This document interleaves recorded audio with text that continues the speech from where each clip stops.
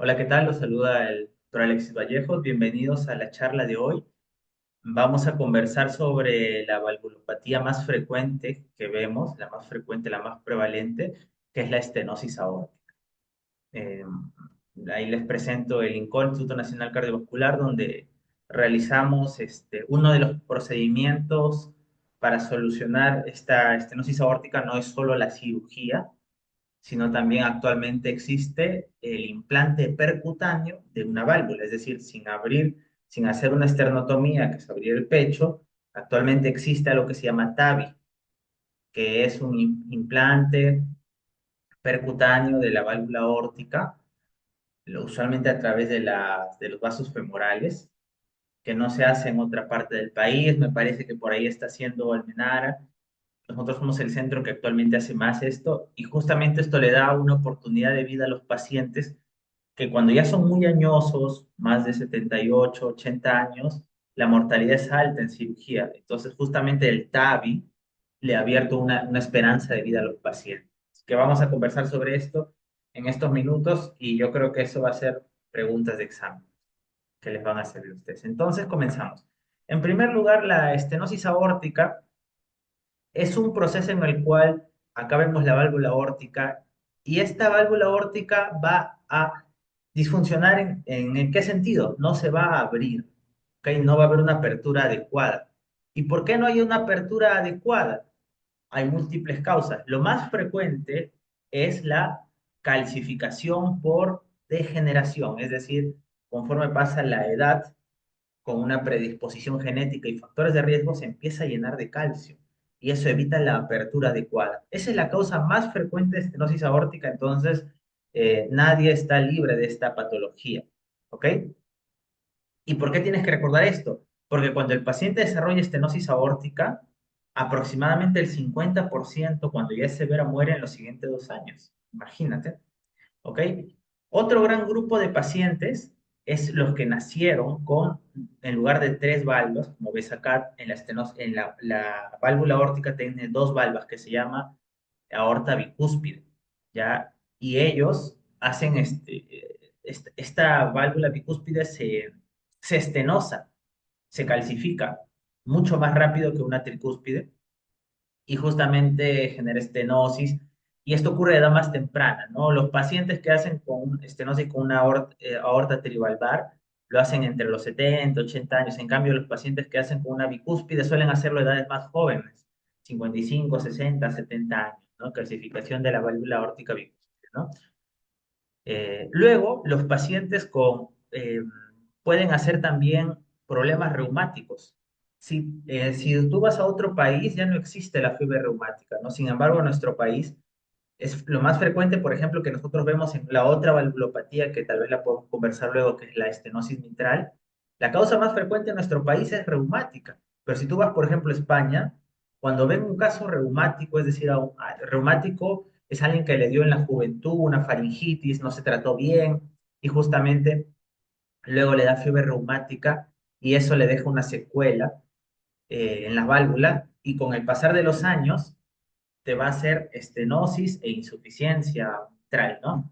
Ahora, ¿y por qué te lo hace? Porque el cuerpo, por atacar a la proteína M del Streptococcus pyogenes, o Streptococcus, el piógenes, ¿no? El beta hemolítico, el cuerpo, por atacar a esa proteína M, genera anticuerpos que terminan atacando a la válvula, y te genera este problema reumático, que lo más frecuente en la fiebre reumática es que afecte a la válvula mitral.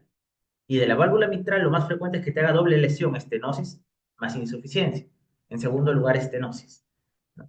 Pero cuando un paciente tiene una patología reumática, no solo ataca a esa válvula, suele atacar a otra válvula, y en este caso la segunda que afecta es la aórtica. Entonces es frecuente que veamos pacientes con estenosis mitral reumática, y además también estenosis aórtica reumática. Es otra causa. ¿Ok? Hay pacientes que nacen con problemas. Entonces acá tenemos las imágenes, ¿no? Esto es estrido de Bramwell, válvula aórtica normal. Acá quiero que veas con dos valvas, una bicúspide congénita. Está presente un RAFE falso en la posición horaria de las 6, ¿ok? Acá vemos el RAFE falso a las 6. Las comisuras están fusionadas. Bueno, eso es lo que hablábamos, ¿no? Ahora, en la C vemos un tema reumático. ¿Cómo yo sé que es reumático? Porque se fusionan acá las comisuras, que son como los ángulos, ¿no? Es un reumático, las comisuras están fusionadas y el orificio es central, ¿no? Si bien es trivalvar, como acá, pero se ha fusionado las comisuras, si te das cuenta, ahí estoy señalando, que son como los bordes, ¿no? Fusión de comisuras es típico de reumático. Seguramente este paciente de la figura C también tiene la mitral afectada, pero también la aórtica, ¿no? Y orificio central. Y de una estenosis aórtica degenerativa calcificada, ¿no? Esta es la más frecuente, la de nuestro medio. La segunda más frecuente que solemos ver es la bicúspide. Y la tercera son los reumáticos, ¿no? Y la figura es algo normal. Y hay otras causas, ¿no? Como enfermedades de depósito como la de Fabry, que afectan una mucopolisacaridosis, radiación, hipercolesterolemia. Hay también solo una válvula, o sea, cúspide, hay supravalvular, subvalvular, causas que ya vamos a conversar. Entonces, mira, quiero que veas esto, porque cuando tú pidas un examen como una ecocardiografía, nosotros lo que hacemos es, el cardiólogo es con el ecocardiógrafo, nosotros usualmente para ver esta imagen en eje corto, enfocamos a ver los grandes vasos, ¿no? El eje corto a nivel de grandes vasos, y esto es una válvula normal, ¿no? Trivalvar, que se debe abrir, no debe haber estenosis ni insuficiencia, ¿no? Y acá nosotros vemos cuál es el velo coronariano, no coronariano. Usualmente el velo que está a nivel del tabique interatrial es el no coronariano, el velo que está a nivel del tracto de salida, el BD es el coronariano derecho y el que queda el coronariano izquierdo. Mira lo que pasa en reumática, fusión de comisuras, ¿te das cuenta? Y queda un orificio central, ¿cierto? Mira lo que pasa en un degenerativo, lo más frecuente, se calcifica, cristales de hidroxiapatita, ¿no? Eso pasa con la edad. Y una bicúspide solo son dos valvas, ¿no? Dos valvas, ¿ok? Eso es lo que ocurre. Y mira, esto es cerrado y aquí abierto. Mira cómo se abre una válvula normal, cómo no se abre bien una válvula reumática, deja un orificio circular y está fusionada las comisuras. Mira cómo no se abre bien una válvula calcificada y acá la bicúspide no se ve, no se abre por las tres valvas, sino por dos, y por lo tanto se termina calcificando y generando estenosis aórtica, ¿ok? Ahora, la más frecuente causa es la degenerativa por calcio. Entonces, hay factores de riesgo. Por ejemplo, a mayor edad, más probable que de estenosis aórtica. Esto es frecuente, ¿ah? Aunque tal vez no lo veas tú, es frecuente tener esta patología. Por eso yo siempre les voy a aconsejar, ausculten a sus pacientes. El soplo de estenosis aórtica, lo voy a comentar más adelante, es bien característico. Te adelanto, es un soplo que se ausculta en el foco aórtico, se irradia carótida, es un soplo rudo y te desaparece el segundo ruido cuando es severo, ¿ok?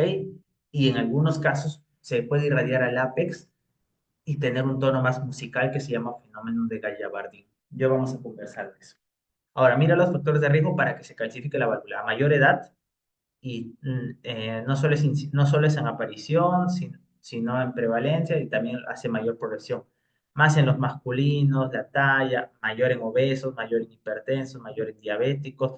En síndrome metabólico también genera progresión.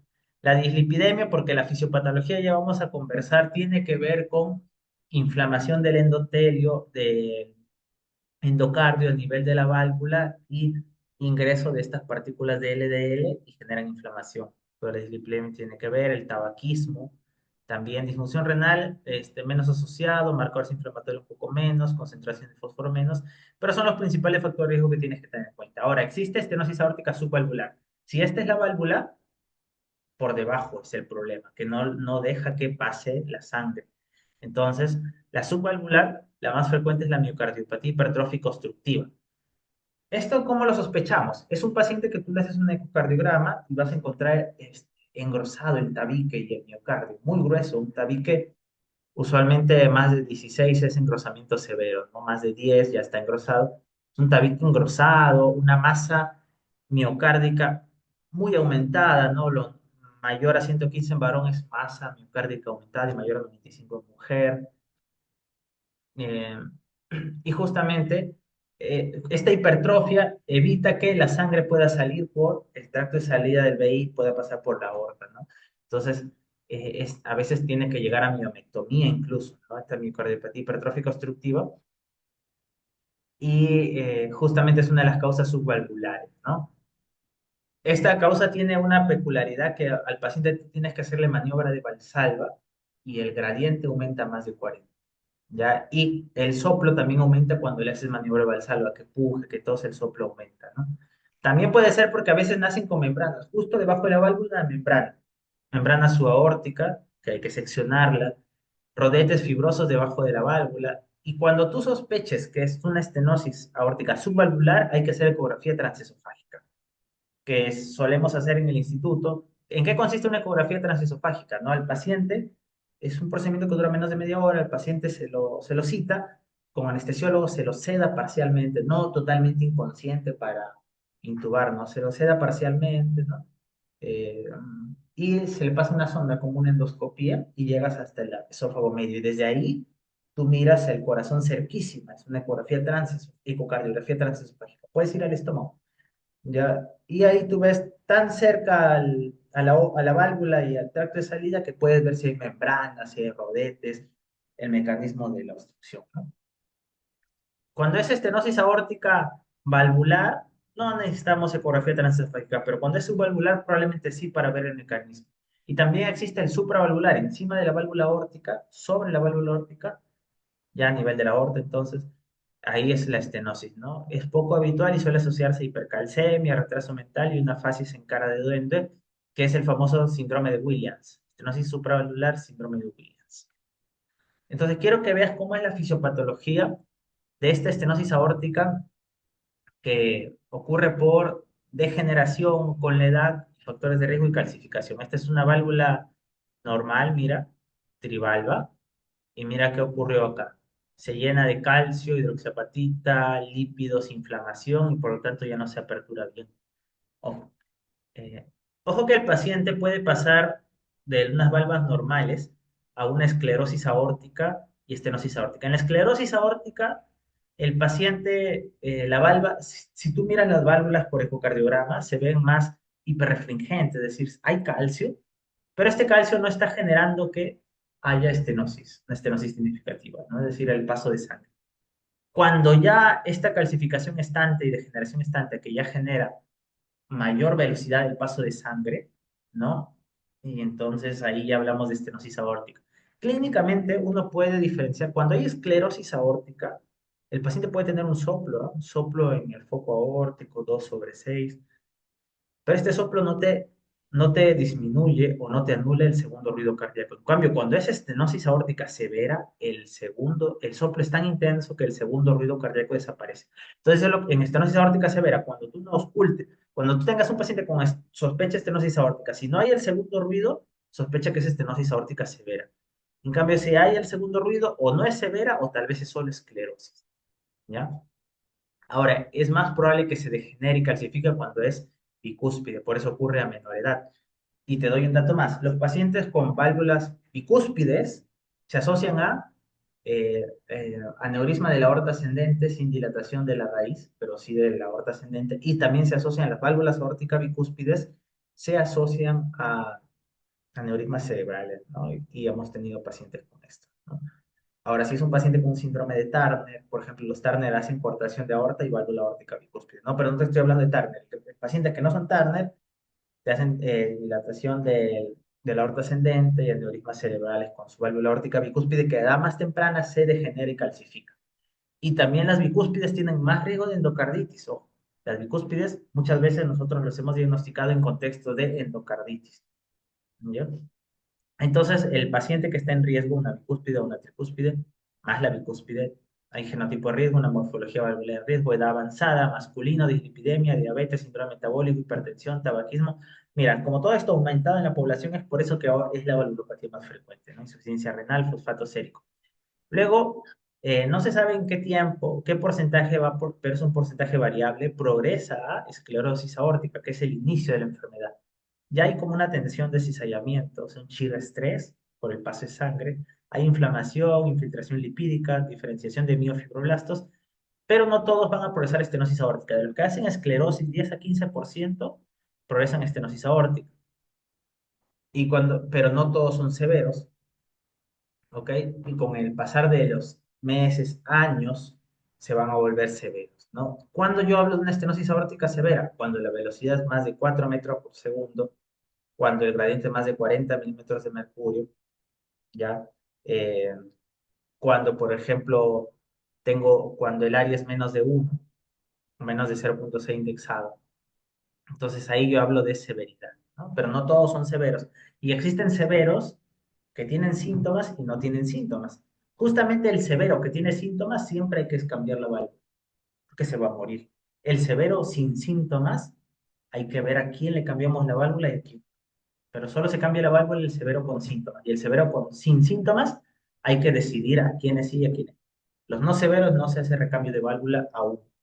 ¿Ok? Entonces, en el inicio, antes que sea severo, hay estrés oxidativo, aumenta la angiotensina 2, hay estímulos procalcificantes, por ejemplo, se activa el RANKL, el LRP. Todos estos generan que estas células que están dentro de las válvulas, estos miofibroblastos intravalvulares, se vuelvan un fenotipo que deposite calcio, ¿no? Y por eso, sobre todo el RANKL, un fenotipo osteoblástico y se deposita calcio, hidroxiapatita, se degenera, hay inflamación, peroxidación lipídica, y con el tiempo todo evoluciona a nódulos de hidroxiapatita y formación de calcio y hueso, ¿no? Eso es lo que va a generar. Y es por eso que muchas veces también puedes usar la tomografía para diagnosticar estenosis aórtica severa, porque en tomografía tú le mides el calcio valvular. Si tiene más de 3.000 el varón o más de 1.600 la mujer, se correlaciona con estenosis aórtica severa. De los que ya es 10 a 15% de la esclerosis progresan a una estenosis aórtica que ya empieza a leve, moderada, y de estos, un 100% con el pasar de los años va a llegar a una obstrucción valvular y puede llegar a severidad. ¿Ok? Entonces, mira todo el mecanismo molecular que ocurre, que inicia con infiltración lipídica. Justamente por eso hay una controversia de si usar estatinas o no en estenosis aórtica, porque todo empieza con LDL y lipoproteína A, ¿no? El LDL, para que una molécula, ¿cuál es la molécula heterogénica del ApoB? Y para que una molécula pueda penetrar el endotelio, tiene que medir menos de 70 nanómetros. El LDL es el objetivo que nosotros buscamos bajar en dislipidemias, porque de más del 90% del tiempo que está circulando la lipoproteína, la ApoB, la ApoB, luego pasa en el D, ¿no? Entonces, por eso es el que medimos. No significa que sea el más heterogénico. Incluso se habla de que el VLDL podría ser más heterogénico y la lipoproteína A también, pero como a 48 horas de las 50 del tiempo de vida media del LDL lo pasa. La ApoB lo pasa en LDL, es el que buscamos, ¿no? Y el otro heterogénico es la lipoproteína A. La lipoproteína A, que actualmente las últimas guías dicen que todos deberíamos medirnos una vez en la vida, la lipoproteína A tiene que ver con los genes. Es decir, que si yo me mido mi lipoproteína A hoy y me mido en 10 años, va a salir muy parecido, más o menos 10%, porque depende de los genes. Hay gente que puede ser delgada, hacer ejercicio y tener genéticamente una lipoproteína alta y sufrir infarto de edad joven. Entonces esos grupos hay que intensificar las medidas preventivas. Justamente más de 125 es un alto riesgo, pero más de 75 ya hay riesgo y esto sí recomiendo medir una vez en la vida. Entonces, tanto por radiación, estrés mecánico, especies derivadas de lípidos, citoquinas, se inflama la válvula y ingresa el LDL y el VLDL, estos se oxidan por el óxido nítrico no acoplado que genera radicales libres de oxígeno, se activa la fosfolipasa A, la atexina, ATX, y estos lípidos pasan por la lipoproteína lipasa. Y bueno, todo esto va a generar que estos lípidos generen inflamación y hagan que el endotelio libere citoquinas, leucotrienos, prostaglandinas, y esto va a generar que los miofibroblastos y las células intravalvulares, a través de todos estos factores, como tú ves, empiecen a liberar colágeno, fibrosis, se empieza a liberar angiotensina 2, lleguen macrófagos, ¿no? Que liberen TNF-alfa y L1, los linfocitos T liberen RANKL, que haga que ocurra un fenotipo de calcificación, ¿no? Células osteoprogenitoras liberen hidroxiapatita cálcica, los lípidos inflamados, el factor de crecimiento endovascular, todo esto va a generar que la válvula termine así, ¿no? Esa es toda la vía fisiopatológica que participa. ¿Ok? ¿Y qué le ocurre al corazón con estenosis aórtica? Hay obstrucción del flujo de salida del PI. ¿No ves que el agujero por donde sale la sangre está más pequeño, más resistente?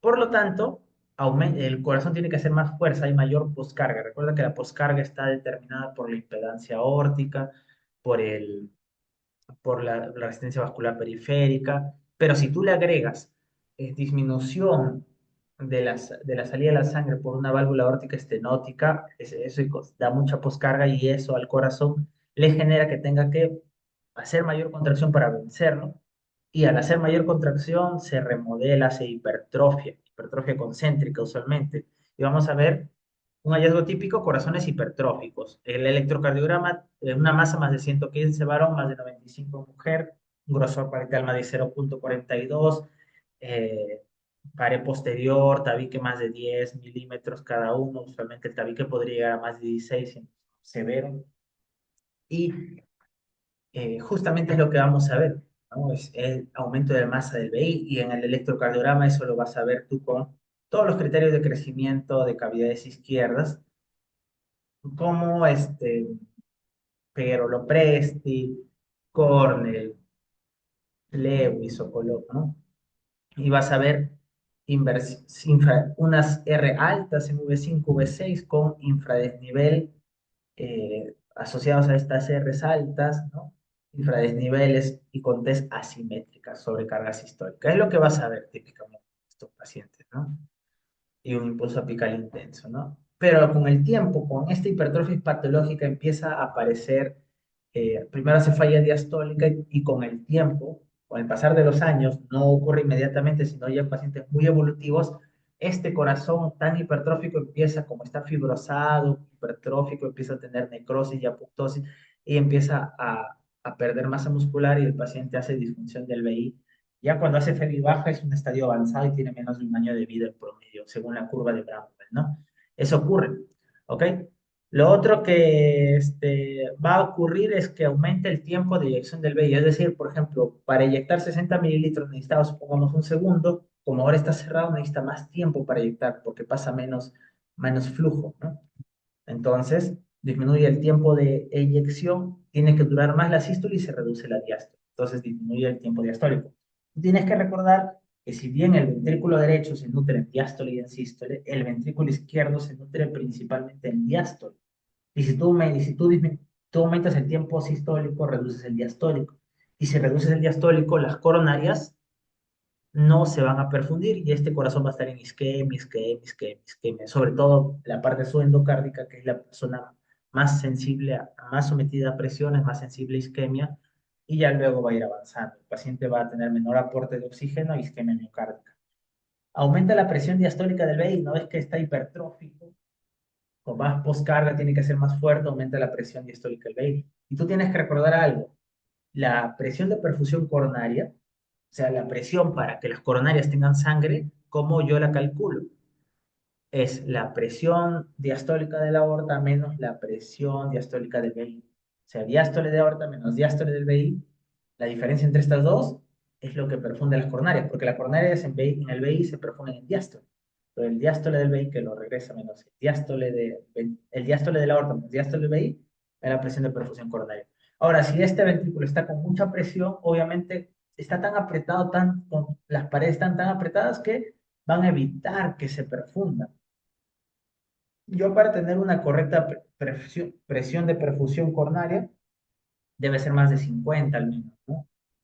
Entonces, si yo tengo mucha presión en el VI, supongamos que la presión en el VI normal, la presión VI normal es menos de 15, ¿no? Supongamos que sea sin 10, y la presión diastólica de la aorta sea 70. 70 menos 10, 60. Pero si la presión es mucho en el VI y está en 30, 70 menos 30, 40, y eso ya no es tan bueno como los 60 que habíamos calculado. Entonces, justamente disminuye el aporte miocárdico de oxígeno. Disminuye la presión aórtica, o sea, disminuye porque sale menos sangre, por lo tanto, menos, tú sabes que la presión es fuerza sobre área, si hay menos flujo, ese flujo hace menos fuerza contra el área de las paredes de los vasos. Entonces, baja la diástole y por lo tanto, igual, ¿no? Si disminuye nunca te olvides la fórmula de la presión de perfusión coronaria. Presión diastólica de la aorta, que asumimos que es la sistémica menos presión diastólica del vehículo. Si baja la diástole, por lo tanto, va a bajar la presión de perfusión coronaria y isquemia miocárdica, ¿no? Y el paciente va a haber mayor consumo de oxígeno y esto con el tiempo, esta isquemia genera que el VI haga insuficiencia. Entonces, usualmente el paciente tiene FEBI preservada muchos años. Ya cuando el paciente es FEBI baja, y que es un estadio D2 de severidad, el paciente ya está avanzado. Esos pacientes ya están avanzados y es una indicación de cirugía, incluso estando asintomático. Entonces, esto era lo que yo te decía, ¿no? El paciente inicialmente va a tener, mira este septum hipertrófico, ¿no? Más de 10 milímetros, la pared posterior hipertrófica, y hay una disfunción diastólica, o sea, la relajación falla porque está hipertrófico, ¿no? Se reduce la función longitudinal del ventrículo izquierdo, una estrella longitudinal me va a salir menor a 18, ¿no? Así, hipertrofia y reducción del flujo coronario, ¿no? Por lo que te he explicado, y empieza a ser fibrosis, ¿no? Con el tiempo, hay tanta presión que la presión vence a la válvula mitral y genera mucha presión mitral, y con el tiempo esta aurícula no soporta las presiones y lo manda al pulmón a través de las venas pulmonares, y el pulmón hace hipertensión pulmonar del grupo 2. Y la hipertensión pulmonar que se va a definir como si es del grupo 2 te va a ser un capilar más de 15, ¿no? Un capilar más de 15 usualmente, un RBP menos de 2, la resistencia vascular periférica menos de 2 y una presión pulmonar media más de 20, ¿no? Con el tiempo esta hipertensión pulmonar el pulmón se vuelve hipertenso. ¿A quién crees que daña? El ventrículo derecho. Y el paciente podría ser una falla ventricular, que sería un estadio muy avanzado, que son pacientes que hemos tenido, pero tienen un mal pronóstico, ¿no? Y es lo que hay que tener en cuenta. Entonces, ¿cómo es la historia natural de la estenosis aórtica? El paciente pasa por un estadio asintomático que casi la mayoría sobrevive hasta que empieza el inicio de síntomas. Cuando empieza el inicio de síntomas, ya la sobrevida cae. Y depende de los síntomas, qué tanto va a vivir, ¿no? Esto es la famosa curva de Bramwell, ¿no?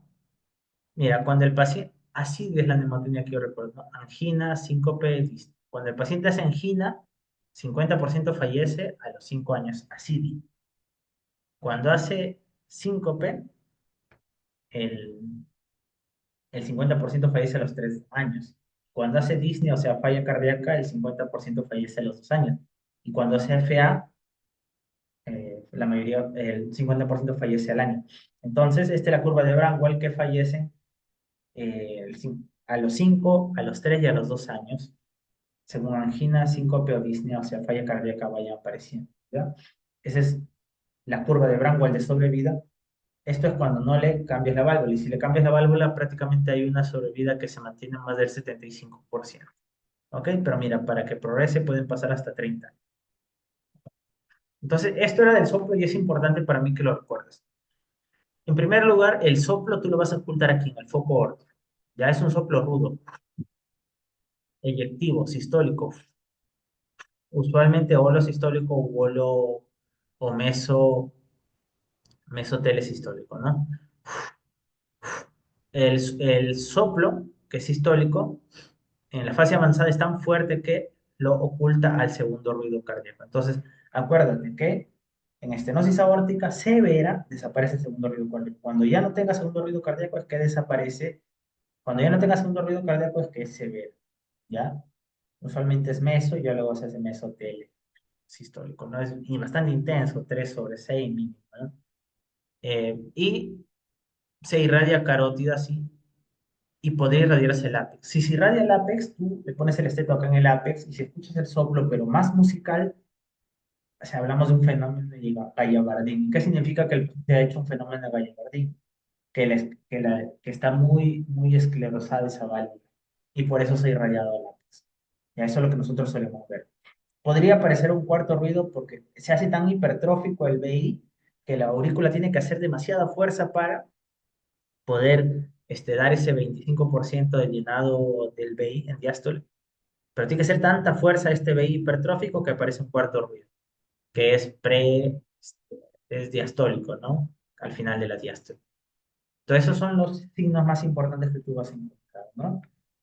Que el soplo, ya te escribí que desaparece el R2, se va carótida, puede hacer fenómeno de Gallavardín, puede aparecer un cuarto ruido, inicialmente es meso y luego se hace mesotele, sistólico desapareciendo el segundo ruido. Los pulsos periféricos son pequeños, parvus hectardus, ¿no? O sea, son de baja, parvus de baja amplitud y tardus, el pico de ascenso de la onda es lento, ¿no? Esa es otra característica.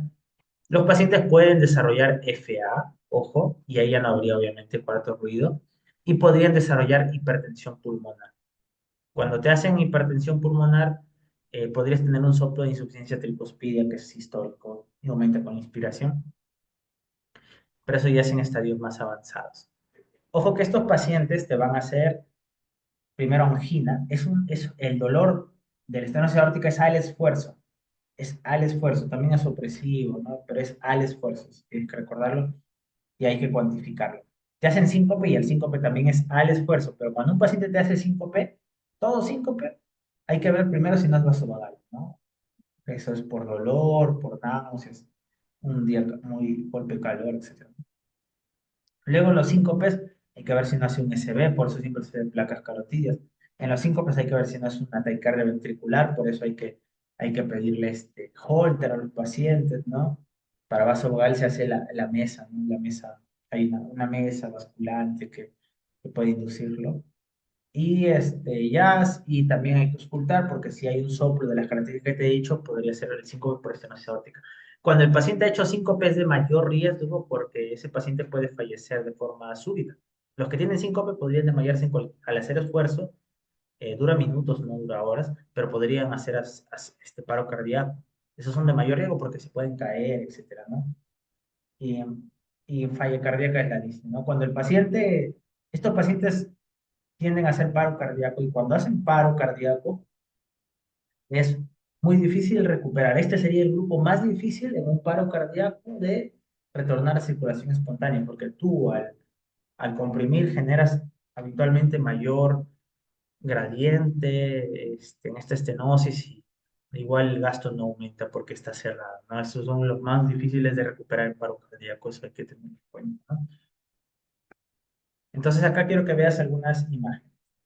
Esta es una ecocardiografía transtorácica, donde estamos viendo en cinco cámaras, aurículo izquierdo, aurículo derecha, ventrículo derecho, y este es un ventrículo que impresiona hipertrófico, tiene buena contractibilidad, mira cómo las paredes se acercan, no hay trastorno de motilidad, la pared anterolateral y la pared anterosectal se aproximan, el BD también está bien. Es importante ver el ventrículo derecho porque cuando el ventrículo derecho está dilatado y no contrae bien el derecho, significa que ha hecho hipertensión pulmonar y por eso está afectando el derecho ojo, ¿no? La aurícula izquierda no impresiona dilatada porque una aurícula izquierda dilatada te diría que el paciente probablemente estás haciendo FA o riesgo de FA.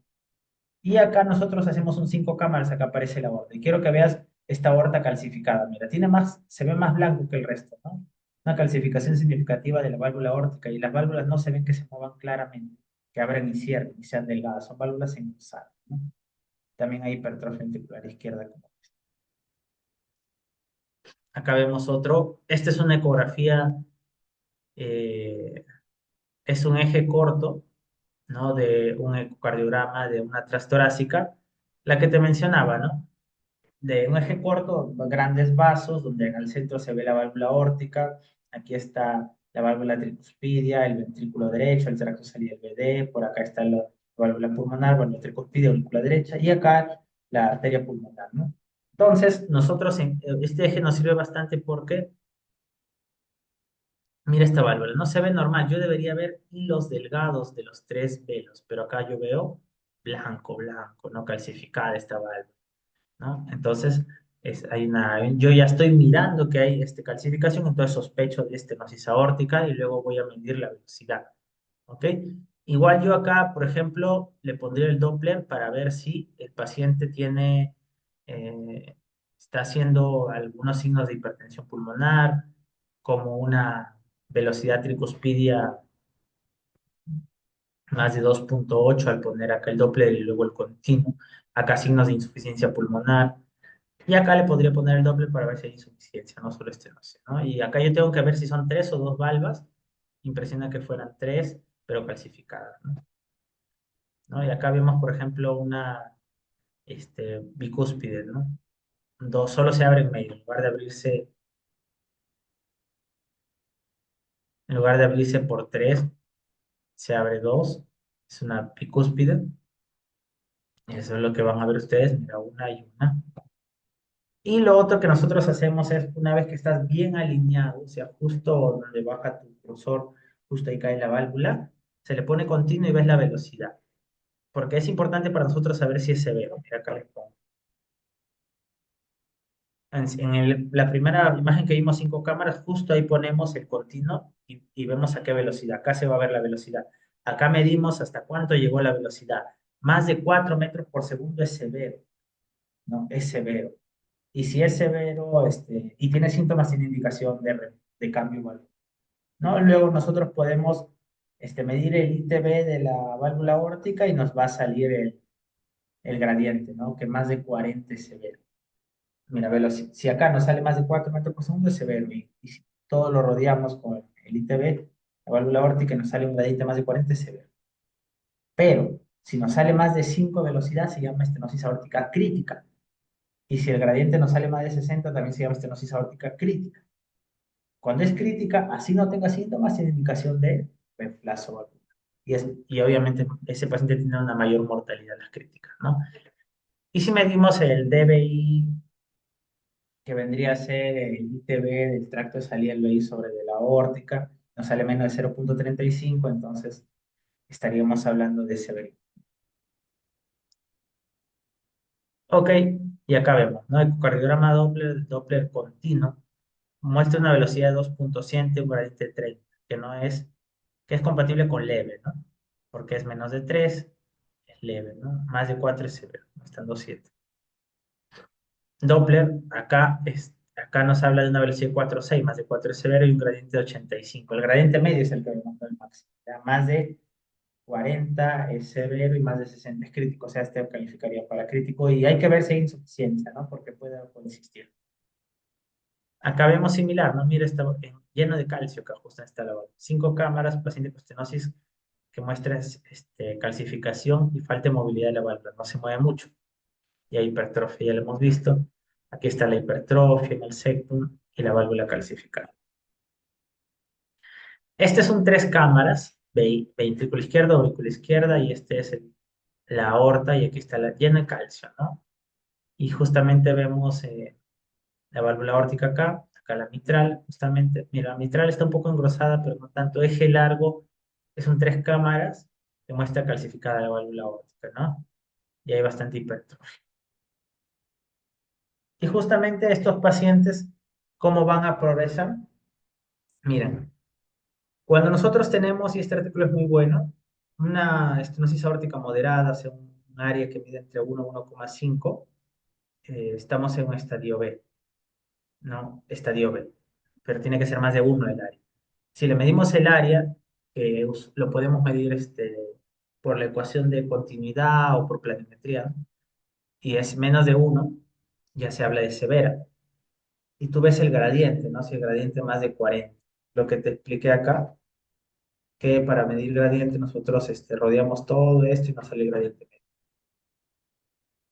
Si el gradiente me sale elevado, pero no tiene síntomas, es C. Y cuando tiene síntomas es D. Entonces, en conclusión, severidad es, tiene que tener la letra D. Estenosis aórtica severa de 1, 2 o 3, ¿no? Si no, esa es severa, ¿no? Sintomática. Ahora, si no tiene síntomas, es C. ¿Ok? Y es más de FEBI más de 50 C1 y FEBI más de 50 C2. Ahora, si es severa, menos de 1 centímetros cuadrados, tiene gradiente elevado y tiene síntomas de 1. Y tiene bajo gradiente, el gradiente no me sale alto, pero, y la FEBI es menos de 50, es de 2. Entonces, con gradiente bajo y FEI menos 50 es de 2. Y con bajo gradiente y FEI más de 50, pero con flujo bajo es de 3. Paradójico. Entonces, mira, esto te va a servir. Mira, lo típico de la estenosis aórtica, la mayoría que tú vas a ver son pacientes en D1, o sea, que tienen gradiente alto, más de 40, y el flujo que sale es más de 35 mililitros por metro cuadrado. Pero hay pacientes que sale un buen flujo, perdón, que sale bajo flujo y tienen bajo gradiente, es decir, tú dices, bueno, la aorta parece severa, pero está saliendo poquito sangre y no hay mucho gradiente. Entonces tú te preguntas, ¿es verdaderamente una estenosis aórtica severa o no es? Porque el área me sale pequeña, pero no sale mucha sangre. Entonces es bajo flujo y bajo gradiente. Entonces en estos casos, cuando tú tengas bajo flujo y bajo gradiente, usamos dobutamina para ver si se transforma en un D1, por ejemplo, ¿no? Y acá pero si es bajo flujo y bajo gradiente, en primera instancia, si tiene fiebre reducida es menos 50 es de 2 y más de 50 es de 3. Entonces, esa es la clasificación actual que tenemos con las estenosis aórticas severas. Y acá te dejo. Mira, el estadio A es en riesgo, el B es progresiva leve, gradiente medio menos de 20 y velocidad menos de 3 moderada, gradiente medio menos de 40 y velocidad menos de 4. Y la C es una grave, pero asintomática, o sea, velocidad más de 4, gradiente medio mayor o igual a 40, o un área menos de 1, si es indexado menos de 0,6. Y muy grave o crítica, es mayor o igual a 5, gradiente medio más de 60. Pero si no tiene síntomas, se clasifica C, y si tiene síntomas, se clasifica D. Ahora, los sintomáticos siempre se tiene que cambiar la válvula cuando es con flujo y gradiente adecuado. Pero los asintomáticos no siempre se cambia la válvula, no siempre se cambia la válvula. Los sintomáticos sí, pero los que son de bajo flujo y bajo gradiente, el D2 que tiene FEI baja, menos de 50, el D3 FEI mayor a 50, pero ambos tienen bajo gradiente y bajo flujo. Ellos hay que demostrar verdaderamente que son estenosis aórtica severa a través de dobutamina o con la tomografía para ver el calcio. Eso es lo que tendríamos que hacer. ¿Ok? Entonces acá te dejo un algoritmo, mira, de la guía europea. Sospecha estenosis aórtica por morfologías. Tú haces un eco y ves la válvula es calcificada, dice no abre bien, esto es una estenosis aórtica, ¿no? Evalúase por velocidad y gradiente. Si la velocidad es mayor o igual a 4 o el gradiente medio mayor o igual a 40, entonces te dices estado de flujo alto, es decir, sale más de 35 mililitros, ¿no? Por metro cuadrado, lo que veíamos acá. ¿Sí? Entonces, estado de flujo alto. Entonces, o sea, si el paciente está ahorita con anemia, con taquicardia, tal vez no lo puedas valorar. Entonces, o es reversible, es decir, por un momento parece ver y luego no. Si está, por ejemplo, con anemia, taquicárdico, ahí no puedes valorar, por eso no tienes que revaluarlo cuando, por ejemplo, con una hemoglobina de 5 no vas a valorar velocidad, porque va a pasar la sangre muy rápido, no es que la hemoglobina casi no hay hemoglobina y pasa como agua porque baja la viscosidad. Pero si no hay estos casos que alteren, falsos positivos, tú deberías tener estenosis aórtica grave. Ahora, en los que tienen velocidad menos de 4, o sea, los de gradiente bajo, gradiente menos de 40, velocidad menos de 4, pero el área sí es menos de 1, porque si no es menos de 1, hablas de moderada. Si es menos de 1, revise la presión, excluye errores de medición. Usualmente tenemos que hacer la vista para external, no solo derecha, que es la vista en donde más probablemente encontremos mayor velocidad. Define el estado de flujo. Si el flujo es normal, o sea, si está saliendo buen flujo y yo tengo velocidad menos de 4 y menos de 40, es poco probable que sea una estenosis aórtica severa. Pero si yo tengo bajo velocidad y bajo gradiente, sale bajo, pero es porque está saliendo bajo flujo sanguíneo. Entonces yo tendría que ver que cuando tenga alto flujo, si se mantiene, cómo se comporta, como severa o no. Entonces, si yo tengo bajo flujo, veo, si tengo FEI más de 50, hay que probablemente hacer una tomografía para ver si la calcificación más de 3000 en varón, más de 1600 en mujeres sería severa, ¿no? Si no tengo FEI más de 50, le haría una ecografía con dobutamina. Y si cuando coloco dobutamina, que ya me haría mejor flujo en alguien con FEI menos de 50, ¿no? Mi área sigue menos de 1, es una estenosis aórtica grave. Pero si yo le coloco dobutamina, a lo mejor el flujo y el área ya no es menor a 1, era pseudo grave, ¿no? Y esa es la forma con la que tú lo vas a clasificar a los pacientes, ¿ok? Entonces, velocidad más de 4, el gradiente medio más de 40 en alguien que no tenga una condición que tenga un hiperflujo, como una anemia severa, ¿no? Una taquicardia, yo digo estenosis aórtica severa. Si es más de 5 gradiente medio, o gradiente medio más mayor o igual a 60, crítica, ¿no? Ahora, si tengo menos de 4 o gradiente menos de 40, yo veo, ¿no? Si mi área es más de 1, se trata de una moderada, ¿no? Porque estos valores con área más de 1 es moderada. Si mi área es menos de 1, yo digo, ¿será severa o no? Por área me sale severa, pero por velocidad y gradiente no es severa. Entonces yo veo, si tengo buen flujo, es poco probable que sea estenosis aórtica severa, porque tengo buen flujo. Entonces, debería salirme estos valores más de 4 y más de 40. No me, a pesar, pero tengo buen flujo, entonces no habría una razón que me falsee estos datos, así que es poco probable. Pero si tengo bajo flujo, tal vez yo me pregunto, si cuando aumenta el flujo, probable que la velocidad aumente. Entonces, ¿qué hago? Si mi FEI es mayor a 50, le podría usar una tomografía, por ejemplo, ¿no? Con calcio más de 3000 en varón, más de 1600 en mujer. Una valoración integral con predictores clínicos correctos. Si mi FEI es baja, le tengo que hacer reserva de flujo con dobutamina. Si con dobutamina mi área me sale menos de 1, era estenosis severa. Si no me sale menos de 1, era pseudoestenosis. Y si no hay reserva de flujo, haríamos una tomografía. Eso es como tú tendrías que enfocar al paciente con estenosis aórtica para ver si es severo, porque una vez que tú dices es severo, si es sintomático, tiene indicación de cambio valvular. Si es asintomático, no siempre se cambia, pero hay casos que ya lo podemos discutir en otro momento. Y cuando lo vas a cambiar la válvula, tienes que decidir entre cirugía o TAVI, ¿no? Y para los pacientes mayores de 78 años, con alto riesgo quirúrgico o alto riesgo quirúrgico, TAVI es una opción, siempre y cuando tenga parámetros adecuados para el TAVI, que es colocar una válvula percutánea, ¿no? Que INCOR es el centro que más realiza en el país y uno de los pocos que lo hace, si no es el único, tal vez que lo hace por la complejidad. Muchas gracias por su atención.